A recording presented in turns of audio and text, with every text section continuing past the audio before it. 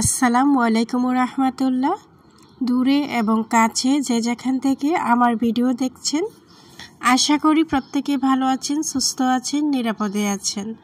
আলহামদুলিল্লাহ, মহান আল্লাহ তাআলার অশেষ রহমতে আমিও ভালো আছি। প্রতিদিনের মতো আমি রান্নার রানী আফরোজা নতুন আরও একটি রান্নার রেসিপি নিয়ে আপনাদের মাঝে আসলাম। পুরো ভিডিও স্কিপ না করে দেখার অনুরোধ করছি।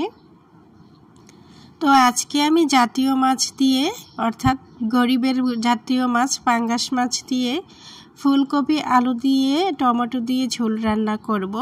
পারফেক্টভাবে রান্না করতে পারলে রান্না কিন্তু খেতে অনেক টেস্টি হয়। তো দেখতে থাকুন আমি কিভাবে রান্না করছি। দারুণ হয় রান্নাটা, খেতেও ভীষণ মজা হয়। এখানে আমি 5 পিস মাছ নিয়েছি। এই মাছগুলোকে লবণ, হলুদ, মরিচ, সামান্য তেল দিয়ে ম্যারিনেট করে রাখছি। প্রায় সময় দেখবেন যে আমি মাছ রান্না করলে মাছের মধ্যে লবণ, হলুদ, মরিচের সাথে একটু তেল দিই। একটু তেল দিলে কি হয়, মাছটা ভাজতে গেলে ফুটে কম, মানে মাছটা অনেক সময় ঠাস করে ফুটে, গায়ে তেল ছিটে, সেটাকে বলছি ফুটে কম। আমি আমার বাসায় বলছি, আপনারা বুঝে নেবেন। তো চুলার মধ্যে প্যান বসিয়ে আমি মাছটাকে ভেজে নিচ্ছি।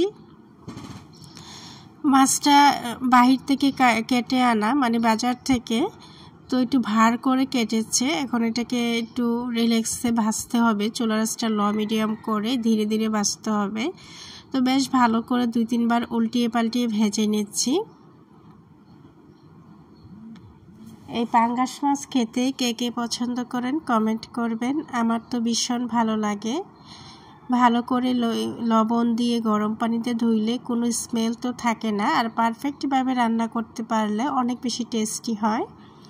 তো মাছ ভাজা হলে আমি উঠিয়ে নিয়েছি। মাছ ভাজার তেল দিয়ে অন্য একটা প্যানের মধ্যে পেঁয়াজ কুচি দিয়ে সাথে 2টা আলু দিয়েছি। আলুগুলোকে অল্প পরিমাণে ভেজে নিয়েছি। তারপর আলুর সাথে হলুদ 1 চামচ, মরিচ 1 চামচ, ধনিয়ার গুঁড়া 1 চামচ, জিরা গুঁড়া আধা চামচ দিয়ে মশলাটাকে 1 মিনিটের মতো ভেজে নেব। কড়া জাল দিয়ে না, লো মিডিয়ামে, তা না হলে মশলা পড়ে যাবে। তারপর সামান্য পরিমাণ পানি দিয়ে আলুটাকে কষিয়ে নিয়েছি। কষানো হয়ে গেলে এখন ফুলকপিগুলো দিয়ে দিচ্ছি। ফুলকপি কিন্তু সিদ্ধ হয়ে নরম হয়ে যাবে আলু সিদ্ধ হইতে হইতে, তাই আলুটাকে আগে কষিয়ে নিয়েছি। ফুলকপি দেওয়ার পর ছোট সাইজের 2টা টমেটো দিয়ে দিয়েছি। এখন নেড়ে চেড়ে কষিয়ে নেব। আর অল্প পরিমাণে লবণ দিয়ে দিলাম, কারণ মাছ যখন আমি ভেজেছি মাছের সাথে বেশ অনেকটা লবণ দিয়েছি, তাই লবণটা এখন অল্পই দিয়েছি, লাগলে পরে আবার দেব। সবসময় আমি লবণ কম দেই, চেক করে আবার দেই। বেশি লবণ দিলে খেতে কিন্তু ভালো লাগে না, তরকারির টেস্ট নষ্ট হয়ে যাবে, খাওয়াই যাবে না। খানিকটা ফুলকপি ভেজে আমি এখানে 1 চা চামচ পরিমাণ দিয়ে দিয়েছি রসুন বাটা। টমেটো দিয়েছি তাই রসুন বাটাটা ইউজ করলাম। রসুন বাটাটা তরকারির টেস্টটা বেরিয়ে দেবে, যেহেতু টমেটো দিয়েছি। টক জাতীয় জিনিসে একটু রসুন বাটা দিলে খেতে অনেক বেশি মজা হয়।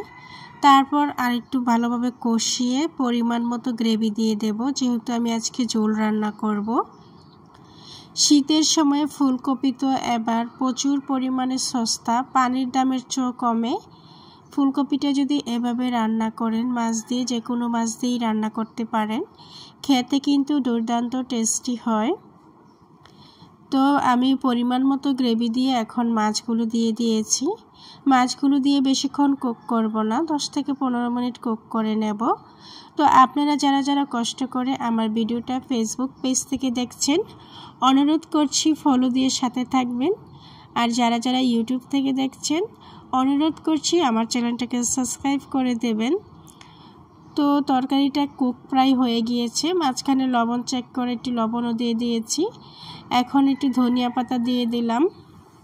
ধনিয়া পাতা দিয়ে 1 থেকে 2 মিনিট একটু কুক করে নেব, ধনিয়া পাতাগুলো একটু সিদ্ধ হওয়া পর্যন্ত, কারণ ধনিয়া পাতাগুলো ফ্রিজের ফ্রোজেন করা ছিল তাই। তো যাই হোক, রান্নাটা হয়ে গিয়েছে, চুলাটা অফ করে দিয়েছি। আমি এখন গরম গরম খাবারের জন্য পরিবেশন করে নিচ্ছি। এরকম মাছ দিয়ে সবজি খেতে কে কে পছন্দ করেন কমেন্টের মাধ্যমে জানাবেন। আর আমার রান্নাটা কেমন হয়েছে অবশ্যই কমেন্ট করে জানাবেন। রান্না যদি ভালো লাগে অবশ্যই লাইক কমেন্ট করে যাবেন। তো আজকের মতো আল্লাহ হাফেজ, দেখা হবে নতুন রেসিপিতে।